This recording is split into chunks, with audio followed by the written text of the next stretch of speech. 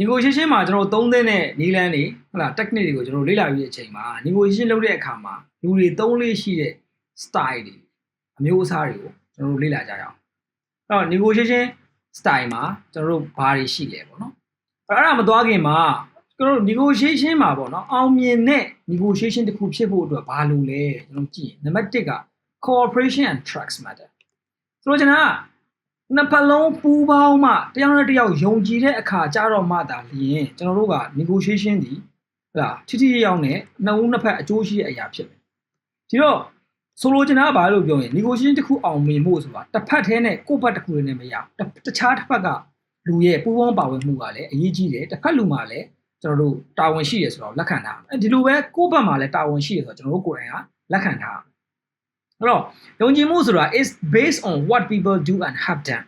နော်ယုံကြည်မှုဆိုတာကျွန်တော်တို့သူဘာလုပ်တယ်လဲသူအရင်တော့ဘယ်လိုတွေလုပ်ခဲ့တယ်လဲဆိုတဲ့အရာပေါ်မှာအခြေခံတာဖြစ်တယ် not on what they say ဘာပြောတယ်လဲဆိုတာမဟုတ်အဲ့တော့ကျွန်တော်တို့ရဲ့လုပ်ရက်တွေကိုကျွန်တော်တို့သတိထားဖို့လိုပါတယ်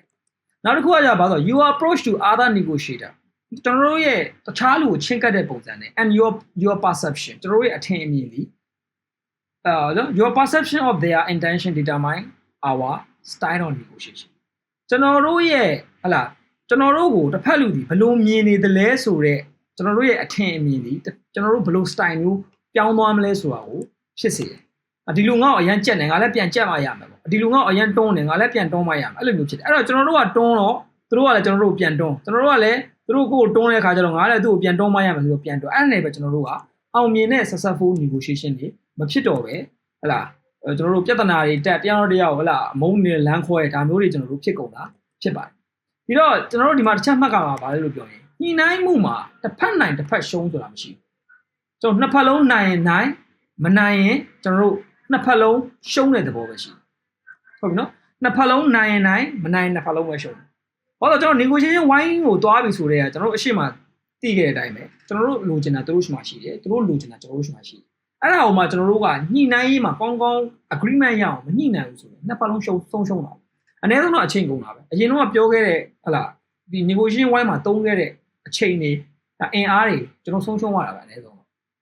ါကြောင့်မို့လို့ကျွန်တော်တို့ဒီဟာကိုသတိထားဖို့လိုတာဖြစ်ပါတယ် negotiation မှာတစ်ဖက်နိုင်တစ်ဖက်ရှုံးဆိုတာမရှိဘူးနှစ်ဖက်စလုံးနိုင်နိုင်မနိုင်နှစ်ဖက်လုံးရှုံးတယ်ဒါပဲရှိပါတယ်အဲ့တော့ကျွန်တော်တို့ဒီ prisoner dilemma ပေါ့ prisoner dilemma ဆိုတဲ့ဟာလေးကဘယ်လိုလဲလို့ပြောရင်ထားပါတော့နော်ကျွန်တော်တို့တကယ်ချင်းနှစ်ယောက်ဟလာအမှုတစ်ခုကျူးလွန်လိုက်တယ်ဟုတ်ပြီနော်အမှုတစ်ခုကိုကျူးလွန်လိုက်တယ်ကျူးလွန်တဲ့ခါကျတော့သူတို့ကိုကျွန်တော်တို့ဟလာမေးရတော့စစ်ဆေးမေးရတော့အဲ့ခါကျတော့သူတို့ဘာလို့လဲလို့အခန်းတစ်ခုကိုခွဲထားလိုက်တယ်တယောက်တစ်ခန်းစီခွဲထားလိုက်ခွဲထားပြီးတော့သူ့ကိုမေးတယ်โอเคမင်းဝင်ခံမယ်မင်းတငယ်ချင်းကလည်းဝင်ခံမယ်ဆိုရင်တယောက်ကို10နှစ်ကြာဟုတ်ပြီနော်အဲ့တော့မင်းကဝင်ခံမယ်မင်းတငယ်ချင်းကဝင်မခံဘူးဆိုရင်မင်းလွတ်သွားမယ်မင်းတငယ်ချင်းကို1020ချအဲ့တော့မင်းကဝင်မခံဘူးမင်းတငယ်ချင်းကဝင်ခံသွားရင်မင်းကို1020ချမယ်မင်းတငယ်ချင်းကလွတ်သွားမယ်နောက်တစ်ခုကဘာလို့ပြောရင်မင်းကလည်းဝင်မခံဘူးမင်းတငယ်ချင်းကလည်းဝင်မခံဘူးဆိုရင်တယောက်ကို1300စီပဲကြာအဲ့တော့ရေဘူးအဖြစ်ကျွန်တော်တို့ကဒီအကြောင်းအရာကိုသိနေတဲ့လူဆိုရင်တော့ဘယ်လိုစဉ်းစားမလဲလို့ပြောဟာဒါဆိုတော့ငါတို့ဝင်မခံဘူးပေါ့ဟုတ်လားငါလည်းငါတကယ်ချင်းလည်းဝင်ခံမှာမဟုတ်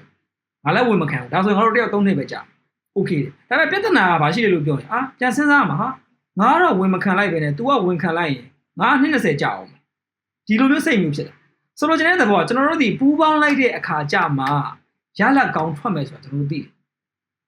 prisoner dilemma ဆိုတာအဲ့ဒါကိုပြောတာနော်ထောင်ထဲမှာနှစ်ခုထည့်လိုက်တယ်မေးတယ်အဲ့ဘာလို့တော့မှမသိဘူးငါရောပုံမှန်ပဲကျွန်တော်စဉ်းစားတာโอเคငါဝင်မခံဘူးငါတကယ်ချင်းလည်းဝင်ခံမှာမဟုတ်ဘူးဒါတယောက်နဲ့အရန်ယုံကြည်တယ်တယောက်3နှစ်ပဲကြာမှာโอเคဟောစဉ်းစားငါတော့ဝင်မခံလိုက်ဘူးဒါမှမဟုတ်ကောဝင်ခံလိုက်ရင်ငါ20ကြာမှာအဲ့လိုစိတ်မျိုးကြီးပြန်ဝင်လာတတ်တာအဲ့တော့ပူးပေါင်းမှကျွန်တော်တို့ရလက်ပိုကောင်းမယ်ဆိုတော့သိပေမဲ့စိုးရိမ်စိတ်ကြောင့်တစ်ဖက်လူကိုမယုံကြည်ရဲ့စိုးရိမ်စိတ်ကြောင့်မို့လို့ကျွန်တော်တို့ဒီဟလာပူးပေါင်းမှုတွေလှုပ်ဆောင်မှုမေ့သွားတာမလုံးမိတာမျိုးကျွန်တော်တို့က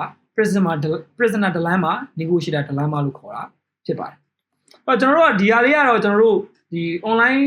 course ဖြစ်နေတဲ့ခါကျတော့ကျွန်တော် game မဆော့ဘူးဒါမှကျွန်တော်ရှင်းပြပါမယ်ဆိုတော့ဘာလို့ဆိုရင် game ဆော့မယ် okay ကျွန်တော်လူ2ယောက်ရှိမယ် pair card နေဆိုပါနော်အဲ့တော့ red ပြတယ်ဟဲ့လား party A ရှိမယ် party B ရှိမယ် party A ကလည်းဟဲ့လားကျွန်တော်ကထားလိုက်ပါတော့ show လို့ကျွန်တော်ပြောတဲ့အချိန်မှာနှစ်ဖက်လုံးက show ပြတယ်ပြတဲ့အချိန်မှာနှစ်ဖက်လုံးကအနီအောင်ဆိုရင်ဟုတ်ပြီနော်နှစ်ဖက်လုံးကအနီအောင်ဆိုဘာဖြစ်လဲတယောက်ကို9မှတ်ရှုံးနော်အားလုံးတော့တောင်သုံးမှကြည့်လိုက် negotiator A ကလည်းအနီရောင် negotiator B ကလည်းအနီရောင်ပြဆိုရင်တယောက်ကို9မှတ်9မှတ်နှုတ်သွားအဲ့တော့အဲ့ချိန်မှာ okay တယောက်ကအနီပြတယ်တယောက်ကအပြာပြတယ်ဆိုရင်ကျွန်တော်တို့အနီပြတဲ့လူက9မှတ်ရမယ်အပြာပြတဲ့လူက9မှတ်ရှုံးမယ်ဟုတ်နော်အဒီပြတဲ့လူက9မှတ်ရမယ်အပြာပြတဲ့လူက9မှတ်ရှုံးမယ်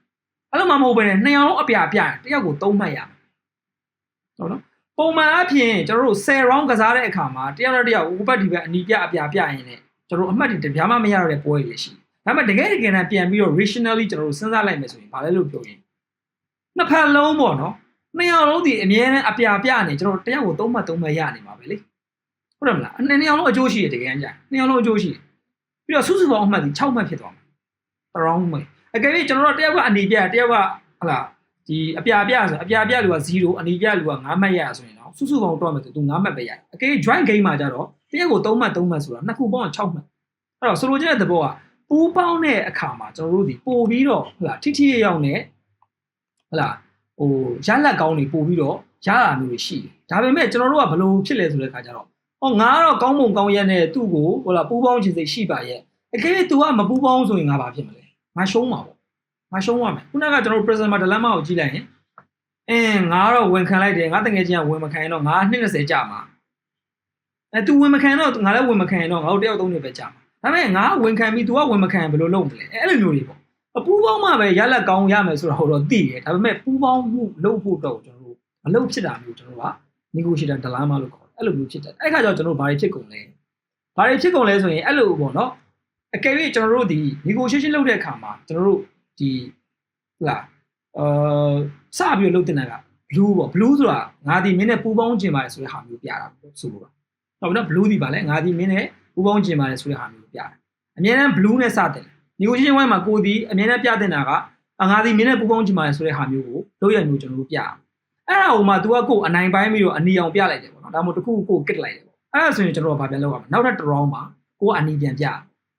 သူ့ဘောက်ကြိုက်တာပြကိုအနီပြအဲ့တစ် round မှာဒုတိယတစ် round မှာ तू ကအပြာပြရင်နောက်တစ် round မှာကိုကအပြာလိုက်ပြနောက်တစ် round မှာ तू ကအနီပြရင်ကျွန်တော်ကနောက်တစ် round မှာအနီလိုက်ပြဆိုလိုချင်တဲ့သဘော तू ကစားတဲ့အတိုင်းလိုက်ကစားကိုကတော့ဟလာအပြားနေစကစားတယ်ကိုကတော့ပူပေါင်းခြင်းစိတ်ရှိပါတယ်ဆိုတဲ့ဟာမျိုးနဲ့ပြတယ်ဒါပေမဲ့ तू လုပ်တဲ့အတိုင်းကျွန်တော်လိုက်ပြန်လုပ်မင်းကအနီပြငါလည်းအနီပြန်ပြအဲ့လိုမျိုးနီးနေဆိုရင် long term မှာကျွန်တော်တို့ရလက်ကောင်းပို့ပြီးတော့ရနိုင်တယ်ဒီ tip for tap strategy ဒီ signally cooperation ကိုကစရအပြာပြဆိုတဲ့ तू ကနားလည်ရမှာသူငါနဲ့ cooperation လုပ်ချင်တာပေါ့ဒါမျိုး तू သိရပြီးတော့तू ကအနီပြတယ်ကိုက तू ကအနီပြအချိန်မှာကျွန်တော်တို့ကနောက်တစ် round မှာအနီပြလိုက်တယ်โอเคဒါပေမဲ့အဲ့ဒီတစ် round မှာ तू ကအပြာပြအချိန်မှာနောက်တစ် round မှာကျွန်တော်တို့အပြာလိုက်ပြရင်လည်းဘာလို့လဲဆို okay ငါမင်းကိုခွင့်လွှတ်ပါတယ်ငါတို့ဆက်ပြီးတော့သွားလို့ရပါတယ်ဆိုတဲ့ idea မျိုးဖြစ်တယ်ပြီးတော့ is open strategy ဆိုတာကျွန်တော်တို့တစ်ဖက်လူရဲ့ကစားတဲ့ပုံမှာမူတည်ပြီး like play တာတစ်ဖက်လူကဘယ်လိုဆက်ဆံလဲအဲ့ဆက်ဆံတဲ့ပုံမှာ like play တာကိုကတော့သူ့ကိုပထမဆုံးဆက်ဆံမှာကကောင်းပုံကောင်းရက်နဲ့စိတ်နေတဲ့ဘောကကောင်းကောင်းနဲ့ဆက်ဆံတာပဲဒါပေမဲ့သူ့ဘက်ကလာတဲ့အတိုင်းသူကောင်းအောင်ကောင်းသူသူမကောင်းအောင်မကောင်းသူပြန်ပြီးတော့လုပ်တာမျိုးကိုကျွန်တော်တို့က tip for tap strategy လို့ခေါ်တာဖြစ်ပါတယ်ဒီနည်းကိုလည်းကျွန်တော်တို့ negotiation နည်းမှာအသုံးပြုလို့ရမှာဖြစ်ပါတယ်